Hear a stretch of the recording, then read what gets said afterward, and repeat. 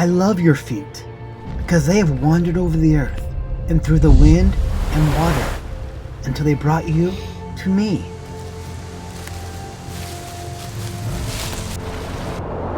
Our feet carry our journeys. They hold our stories. From the first steps we take through childhood and into adulthood. Every step records a sound. Every step holds a memory. It's through our movements our lives grow and change. And it's our feet that carry us through all life's joys and pains. This is the sound of Little Feet.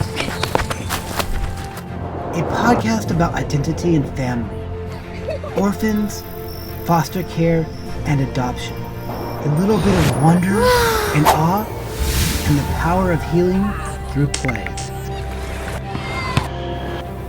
These are the stories of people like you and me, and the journeys all of our feet have traveled to be here today. For a few minutes, just put everything down and come with me. Let's go on a treasure hunt together, and let's just see if we can find ourselves some gold and diamonds.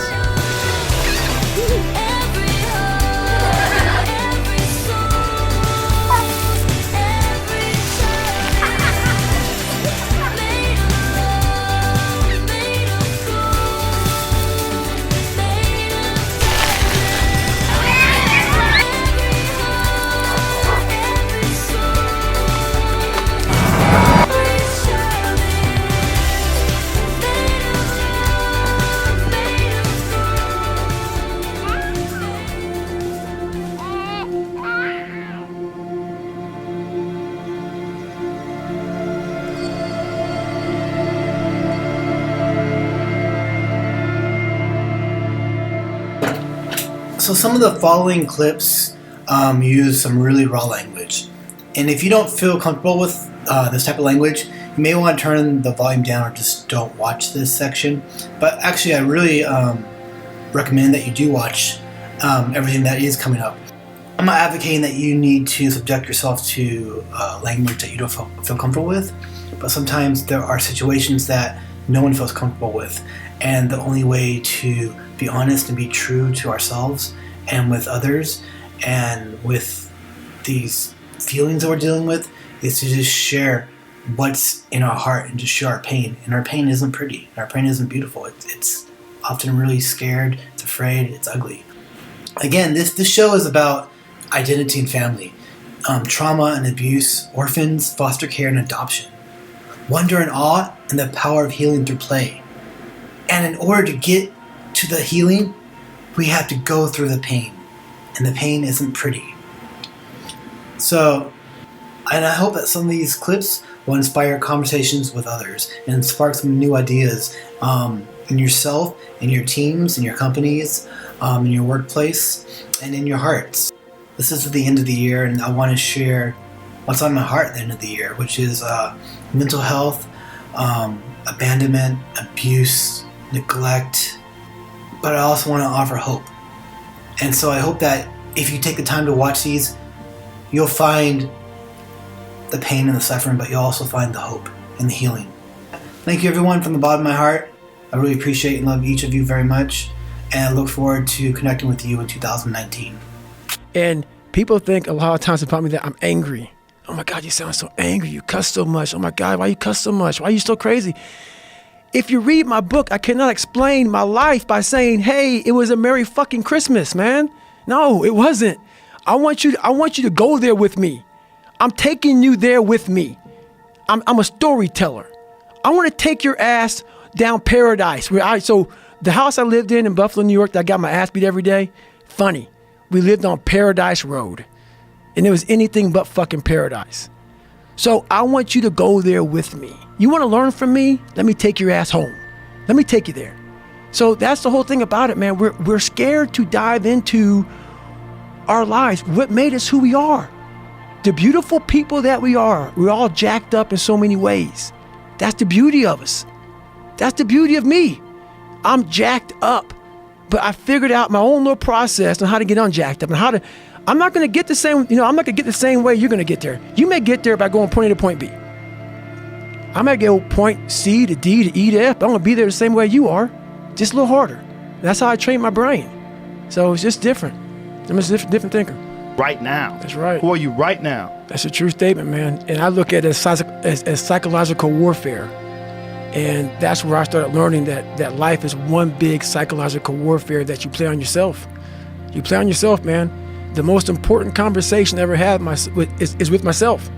And the shit I was telling myself was so fucked up. It was so wrong. It was so misguided. And other people start to write that dialogue for you also. And it starts to be what you say to yourself every single day. And I started creating a whole nother warfare. A whole nother battle started becoming. I was like, oh, hang on a second, Goggins. You have these tools. You have these tools. Your life was basically the perfect grounds for training for where you need to go in your life. All the beatings, all the bullying, all the, you going through learning disabilities, all the struggles. It was the absolute perfect training ground for you to go to where you need to go.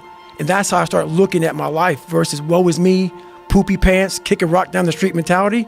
It was, God just hooked you right the fuck up. He hooked you right up, man, with the perfect place. You were training for the first 18, 19, 20, you were training for this stuff, man. You had the advantage of everybody else versus, my God, they're so above me. They came from a great family. Mom and dad love them. They didn't stutter, they didn't struggle. No, man, your struggle is what made you who you are now. So I started flipping this into a whole different, I started being a master of what I was scared of. I was scared of my mind. And I became literally a master of that mind. And that's what from now on, it sets me apart from most people. I started diving into that. Well, that is a big part of. I know 3 things about my real mother. She was Irish American. She had red hair. She was a school teacher. Oh, yeah. And she didn't want me. Okay. 4 things. The way with illegitimate Catholic babies in those days was to remove them from the mother at birth and put them in the care of the nuns for 6 months in case the natural mother should change her mind. Was my mother a queen? Was she a whore? Could I locate her and surprise her, say, at a bank teller's window? Yeah, I'd like to cash this check, Mom. When was the last time anybody asked themselves who they wanted to be? When was the last time anybody asked themselves, have I forgiven myself for my past? Right? Am I still carrying burdens? Am I still having conversations in my head from a decade ago? Why don't we replace that energy with something else, right? And so I think for me, and on the 50, I got to have every conversation. I mean, I had 50 really long conversations with myself. I got to forgive myself for everything in the past. I got to plan my entire future. Wow. And now I get to continue to try to be the best version of myself. I'm not perfect. I'm glad you find this amusing. John, what we're trying to point out is that we all have excuses. I resent you characterizing such a painful part of my childhood, such as being an orphan, as an excuse. I mean, it is a fact, among others, like, for instance, I can't move one fucking muscle below my chest. Would that qualify as an excuse? What are you laughing at? We were waiting for that. We just knew you were going to say that. That's all. You fucking cow. Oh. You wouldn't know pain if it crawled up your fucking ass and devoured you. How dare you? I'm sorry. Well, as a matter of fact, I have cancer of the heart. And just let me tell you something about your poor me's, okay? You keep it up, poor me and poor me, and you're going to find yourself saying poor me another drink.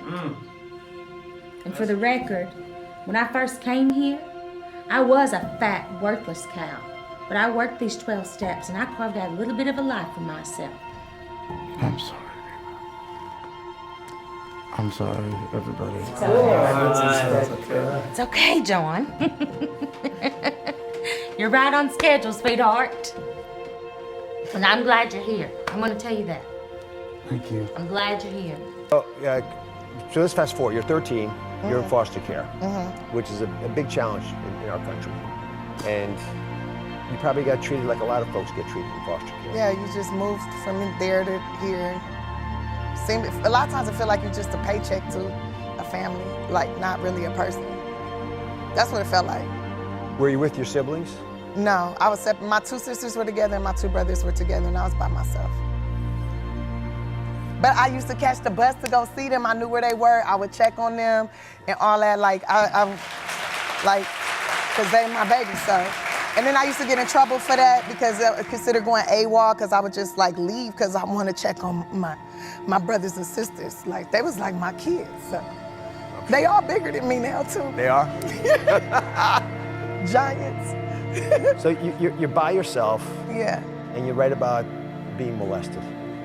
But at that point, that happened, I was living with my grandma at that point, and that was, you know, a friend of one of my aunties, and he lied to me, you know. I thought, and yeah, that was bad. Oh well. Oh, I'm about to start cussing, I'm sorry. You know, you start getting in your feelings, you be like, it was what had happened.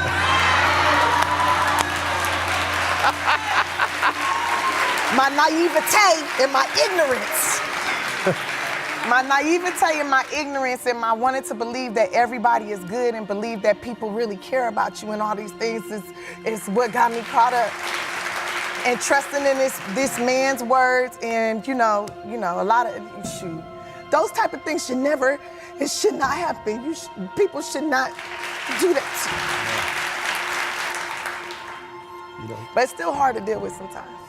Well, and if I saw him in the streets, I don't know what I would do.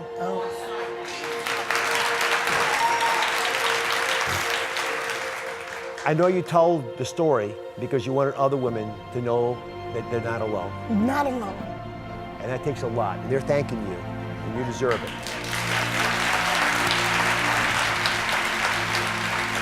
I don't know how many young women, especially grew up in the, you know, It's a lot of us.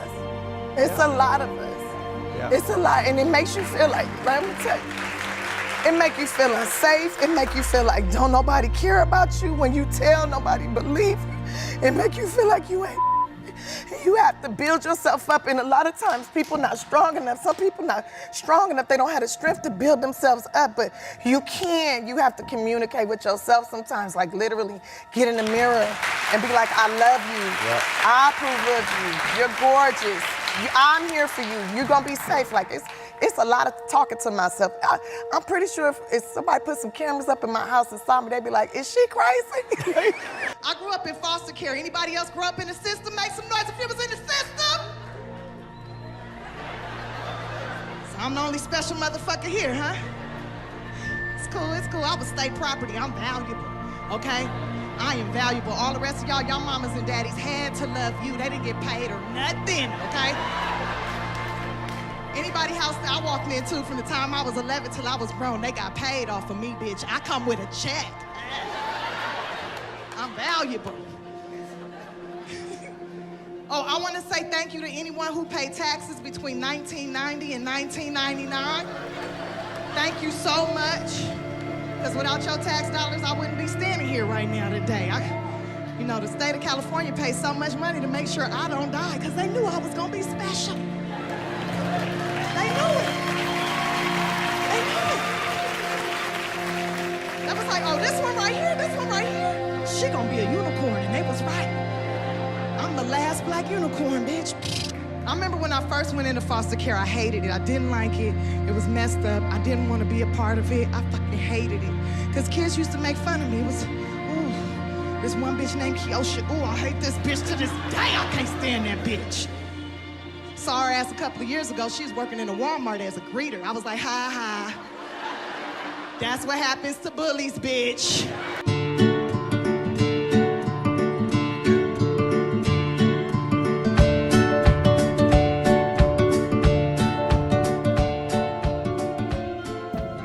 Hey, it's me, Tiffany Haddish, and I'm here with Living Advantage, the #1 organization that is supporting our children. Advantage, we here. We're doing it with Tiffany. We ready. Success. Success. Mrs. Faulkner? Yes, Bella Faulkner. Bella Polo Hall from Child Welfare Services. This is Ricky Baker. Ricky Baker. Yes. beautiful. Here you are.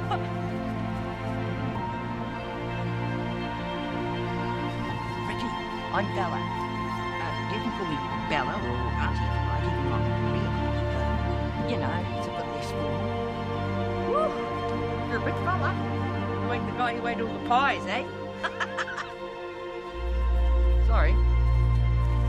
Oh, he's nice. Now, obviously, we've got a couple of things to talk through, Bella. Clearly, you've been briefed about his background and also his foster care history. Apparently, he's a bit of a handful, real bad egg. I mean, if you look in his file, you'll see that for yourself. We're talking disobedience, stealing, spitting, running away, throwing rocks, kicking stuff, defacing stuff, burning stuff, loitering and graffitiing. And that's just the stuff we know about. But hopefully, change in scene will help straighten him out. He's home now. He'll be okay. Okay, well, I like your enthusiasm. Good.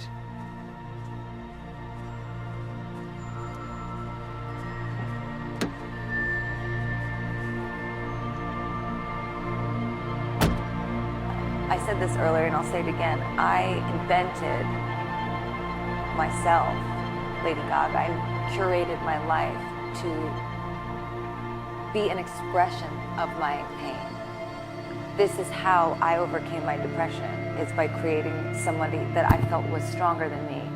But once I went through all sorts of changes, my career taking off, becoming more isolated, you know, nothing was able to fix how I was genetically made. I was born this way. So how do we now, knowing all of that, no matter how much success you have, no matter how many opportunities, fame, fortune, no matter how many people accept you to your face, the person that really needs to accept you is you. I have some sort of anxiety, depression, something that's changed my whole life. I take antidepressant medication for it. I have tried to get off of it. My doctor always tells me not to, that it's not safe for me to. Whenever I've tried to, I've gotten very neurotic, manic, sick. So I have had to study all different types of ways. But I was thinking to myself, why is it that I have to dig into all these different areas to figure out how to function? Why don't, there's no way that I have at my fingertips as a, you know, public figure. It's not possible that I have the resources that other kids have. So this is not fair.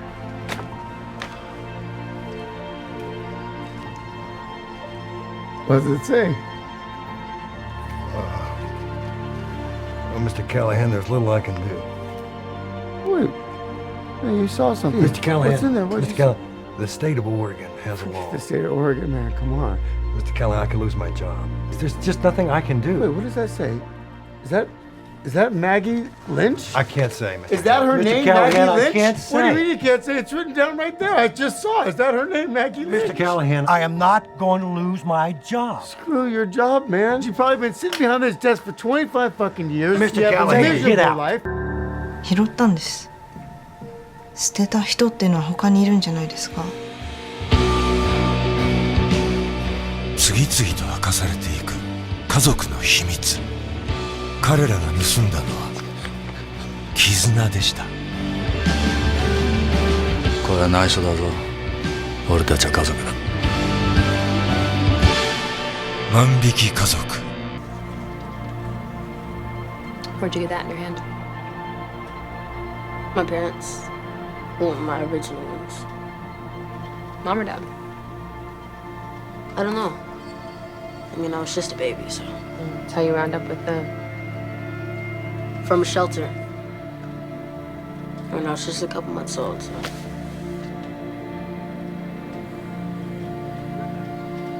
Check it out. My parents gave me these for crying. Yeah, sometimes people who aren't ready to have kids have them anyway. I know things have been tough for you here. And all this, it ain't making it any easier. Remember, just because you're by yourself doesn't mean you're alone. I was so fucking drunk since I was a fucking kid. So embarrassing. I know, because I didn't feel loved. I didn't feel wanted, so I tried to cover up my feelings. And it worked. I was born in 1951 at the old St. Vincent's Hospital.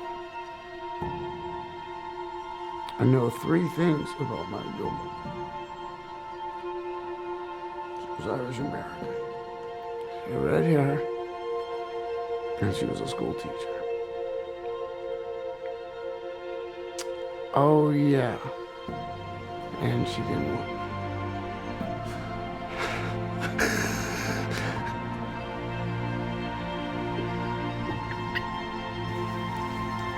So I lost Crystal, and I don't know what to do, and I wish you were here to tell me. Sometimes I'm actually glad you're not, because you'd be ashamed of me. I get it. I guess I'm lucky. But I did everything that I could. And I had to sell the dance academy to pay for the lawyers, and I lost. And I'm sorry. I wish I could go back. I'd have done it different. I'd have listened to you. Your headstone looks beautiful, by the way. A lot of these are pretty tacky.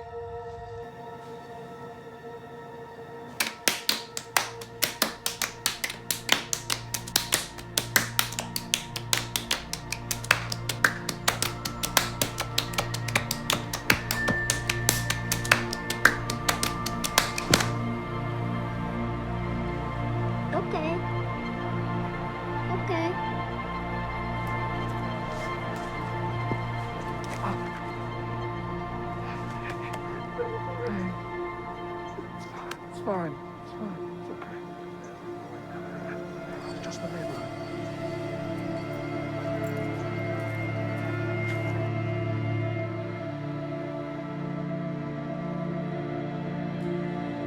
Your mom is very serious.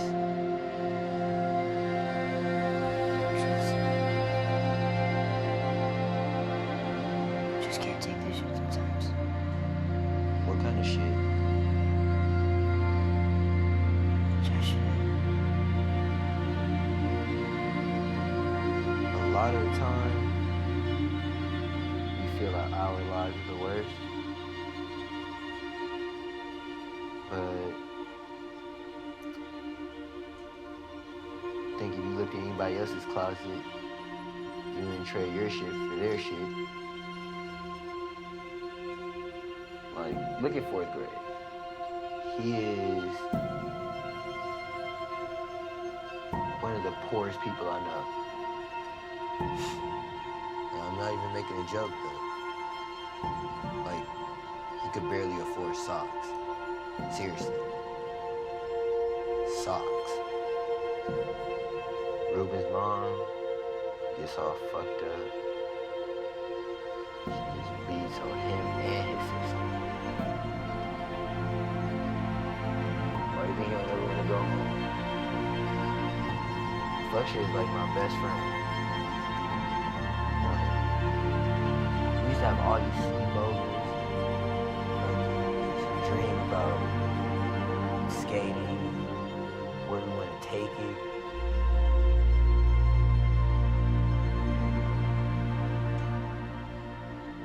I just feel like he's kind of like losing it a little or something. It's just weird. But after he passed away, fuck shit came to my house and dragged me out to go skate with him. Felt good to have somebody there.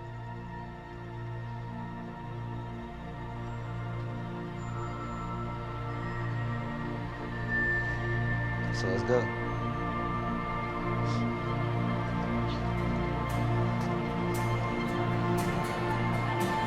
Come on.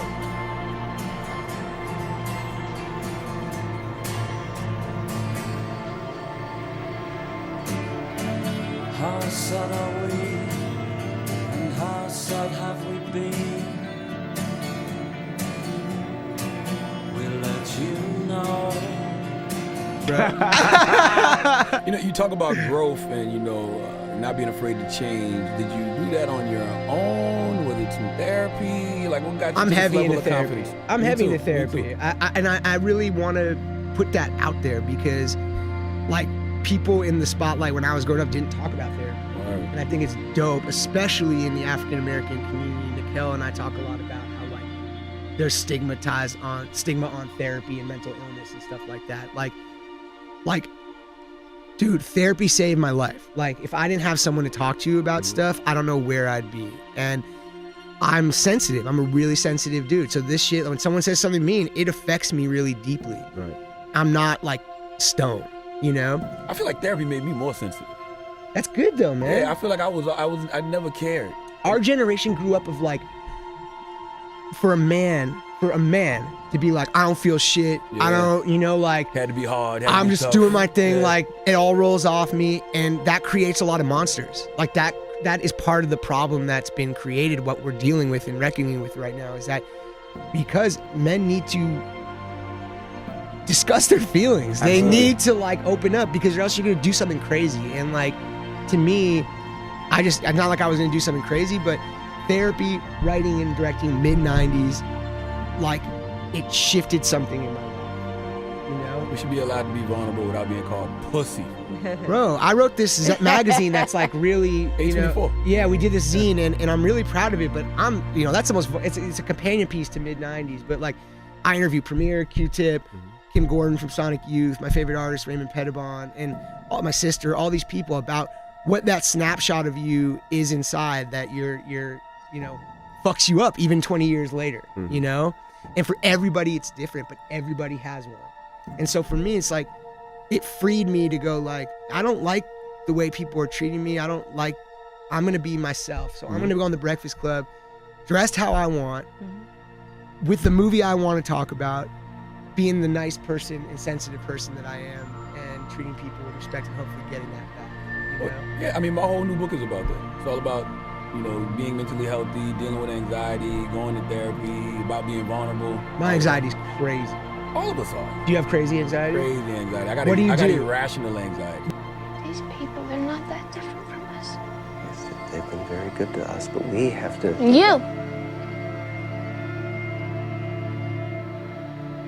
You need, not me.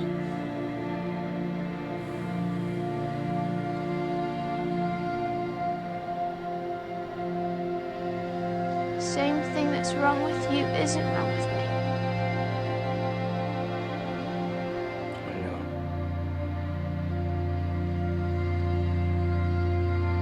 Spirit of my silence, I can hear you, but I'm afraid to be near you, and I don't know where to begin, and I don't know where to begin.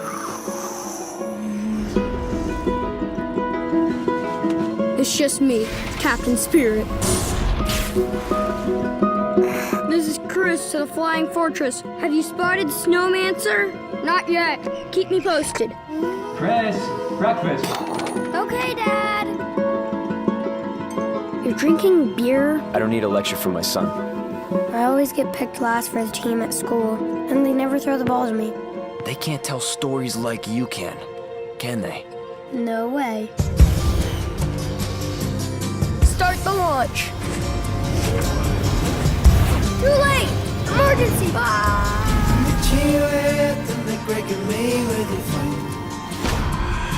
You're too weak to fight me.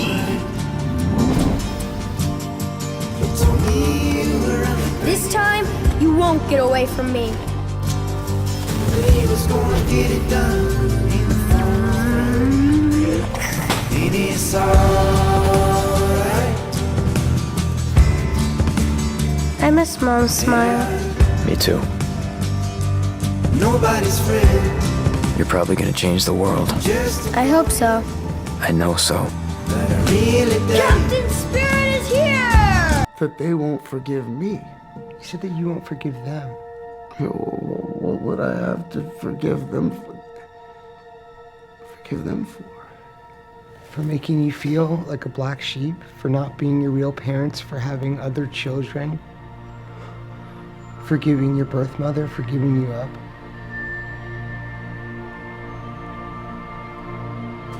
Think about me!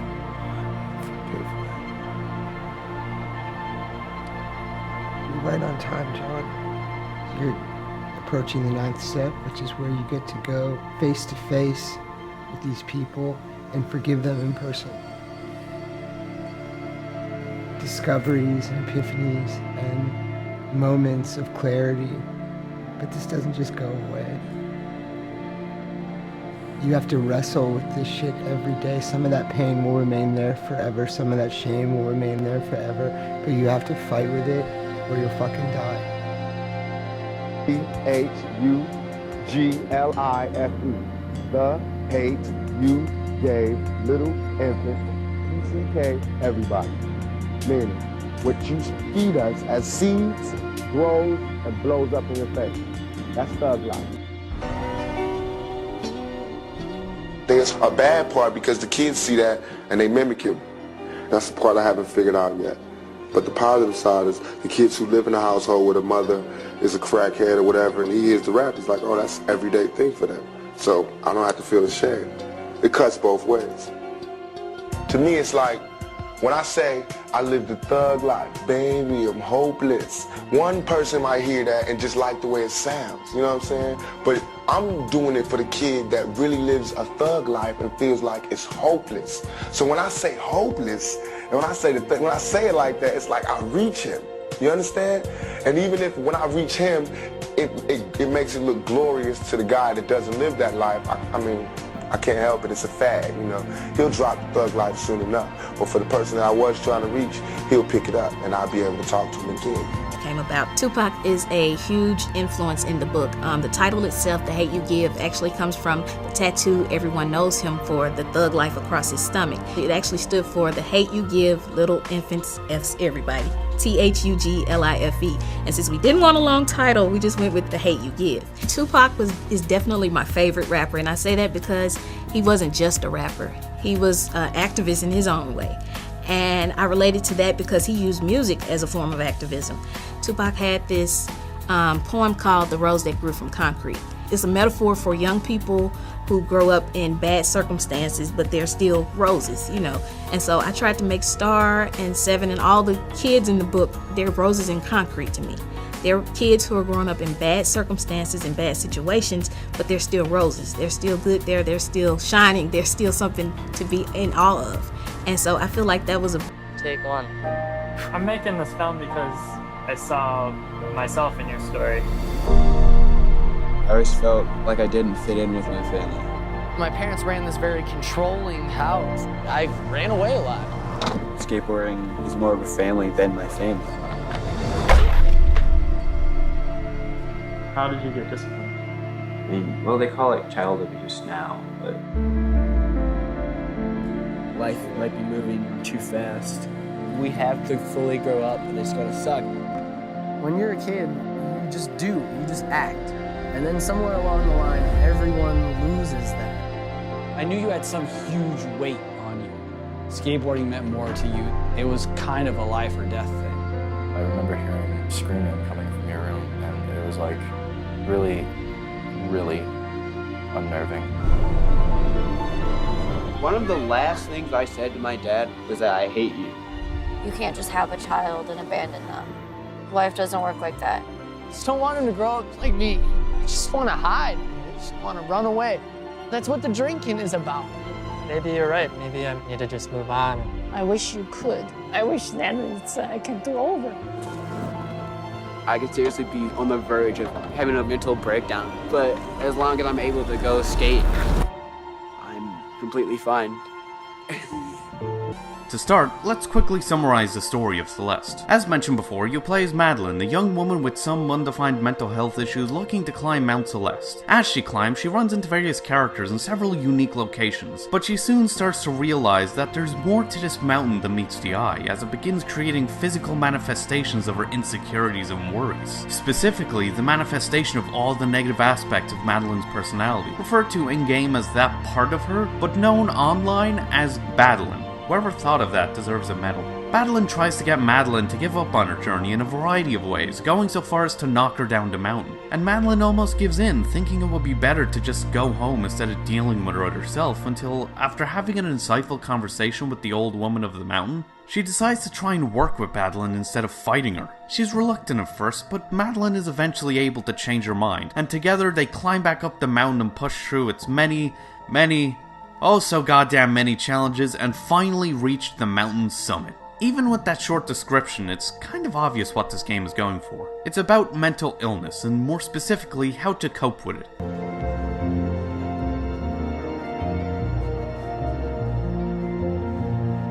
Tell me where it says you're not allowed to bite someone in the rule book. Oh, yep, there it is. You're right. Hey, Coach Brad, I think I found your problem. Your car's a piece of crap. Hey, Gordo, how about next time you take the bus? You wish. Well, how am I supposed to find somebody by Saturday? Seth, I think I'm gonna have to call you back. Hey, wait up! Does he do all the movies? No. There are lots of different directors who make lots of different movies. Can anyone do it? Sure.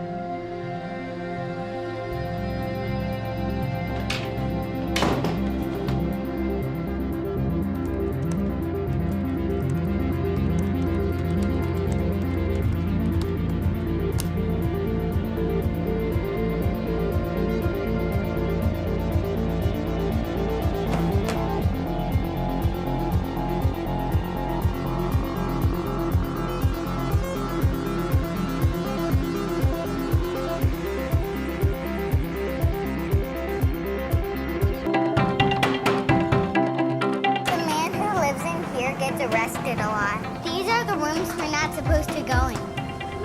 But let's go anyway. Could you give us some change, please? The doctor said we have asthma and we gotta eat ice cream right away. Here you go. Hey, Lee, got a situation here. Open up. It's only second week of the summer and there's already been a dead fish in the pool. We're trying to get it back alive. Water balloons thrown at tourists. Boobies! Boobies! I failed as a mother, Moni. Yeah, Mom, you're a disgrace. New job? Yeah. If you're working, who's looking after Mommy? You're not my father. I don't want to be your father. You can't treat me like this. You don't think everybody knows what's up here, Lee? Everybody. She's about to cry. I can always tell when adults are about to cry. Why is my mom yelling? They're just talking. They got to figure something out.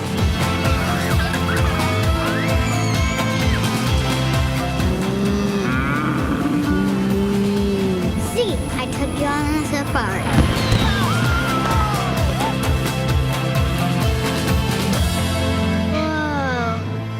Go, come on. Have a nice day. On your baby! I love you too. Oh, nothing's better than the South sitting on a porch swing, right? Just think our sweet tea. Right. You know you've got me on. So, I think I heard the term godmother, right? Yes. Yeah? Yeah. His parents handed him to me when he was born, and I've, done my best to teach him what I knew. It means a lot to me because I'm adopted. And I was handed to my mama. And just like you, she took me in and they raised me as their own and gave me everything. And so I have a lot of respect for, you and what you've done for Sean. Sean raised me. I was born in Seoul, or outside of Seoul, in 1983. The woman had given birth to me. She never came back. So, they waited to see if she would come back and retrieve me. She did not. So I was kind of shuffled around police departments and then different orphanages. And then finally they put me up for adoption. And so 4 months later, after being shuffled around a lot of different little locations, I was adopted by my family in Michigan. Growing up, I never really felt that I was different. I know everything about you. The truth that you hide. The truth you dream. I'm sorry you have to face this, but you have to be brave. Do you understand? What shall I destroy next? Break the windows! Break them yourself. It's okay that you're angry. I'm angry too.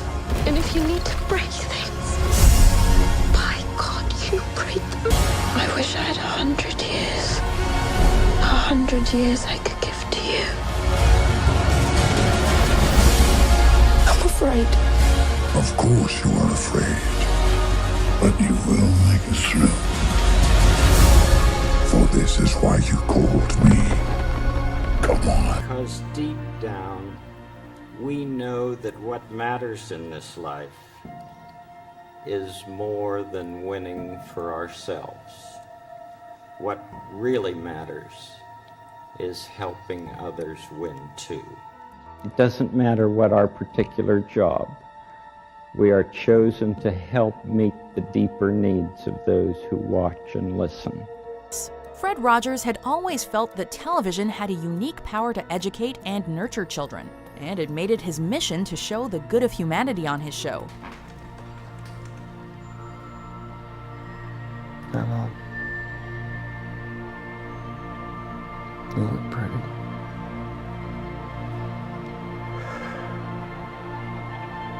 I guess I have to forgive you more than anyone.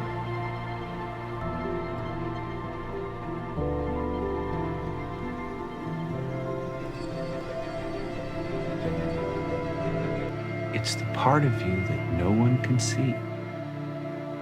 But you know it's there, and I do too.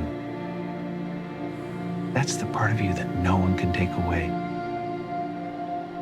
Because that's the part of you that's really you. You see, the stuff I like about you isn't the stuff on the outside. What I like about you is the other stuff. The inside stuff. Smiling skies. Smiles are a little gift we give each other. That's the most beautiful part of yourself. She left you because you're a pussy. Please don't use a bad word when you can use a good word. Every pain needs a name. What do we think this one is called?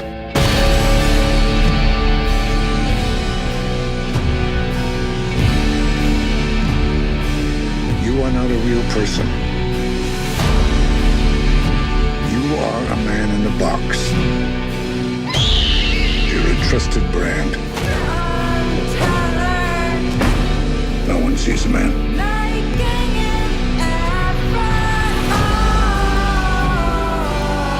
Feel something new today. Something's growing inside me.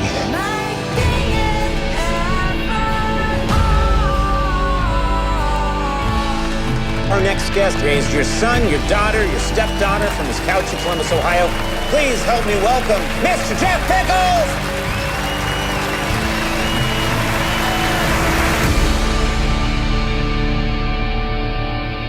That's the misconception that people have, is that they think just because from the outside looking in, things are going so well, they have no idea. And you had no idea what was causing those thoughts, but people always assume, well, you have everything going for you, why could you feel this way? And it makes you feel even worse. 100%. 100%. I wouldn't wish it on my worst enemy. Mental health has got to be the biggest battle I've ever fought with. So what more had than you then? any What- opponent could what had you ever rank. depressed? What had you depressed then? I don't know. I really don't know what had me depressed, but I knew I was just spiraling out of control. And the only thing I could think of to make it better go away for a bit was getting drunk. Wow. And that just led to problems after problems after problems. So the answer to that question is nothing can make it go away except medical advice and seeking medical help. Did you do that? Did you go to a therapist? In the 12th and final round, Wilder, probably realizing he needed a big finish, knocked Fury down with dynamite.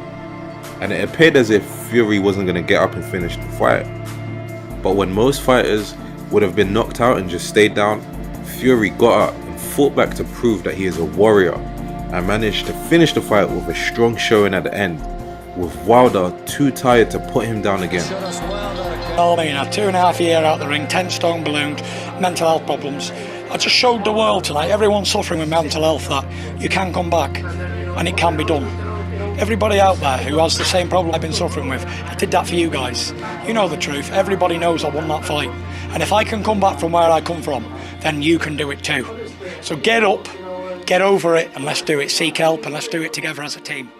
Ordinary story of how you're in your Ferrari, you're driving to a speed of 190 miles an hour, and you think in that moment, you're so depressed, you've had these suicidal thoughts, that you are going to end your life. You're going to deliberately crash your Ferrari. And you didn't. You turned because you thought of your kids and your family and your wife and so on, and you managed to stop yourself killing yourself. And now here you are back at the absolute top of your game, top of your profession, everyone going nuts for you again.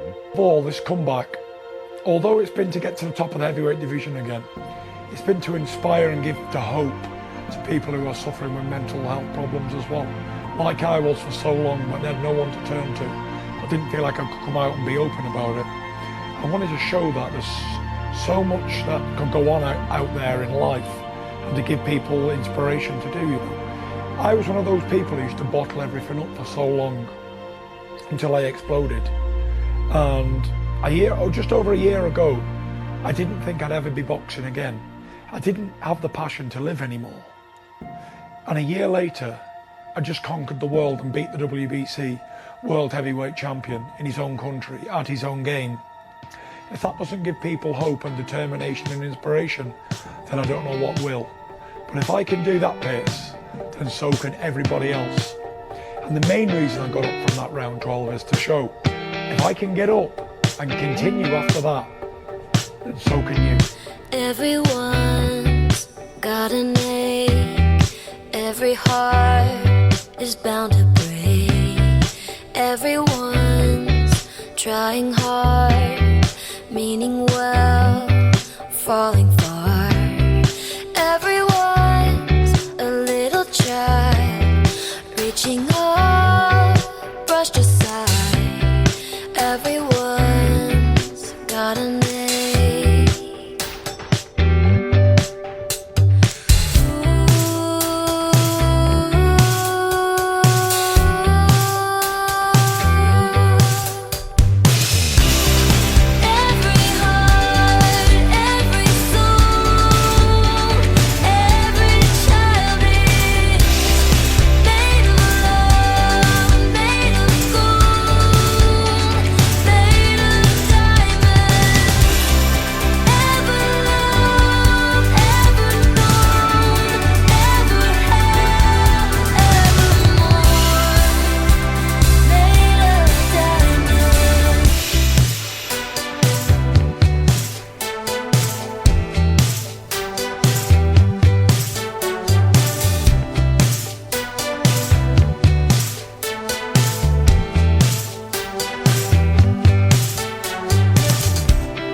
We're the ones who think we know, so afraid of letting go.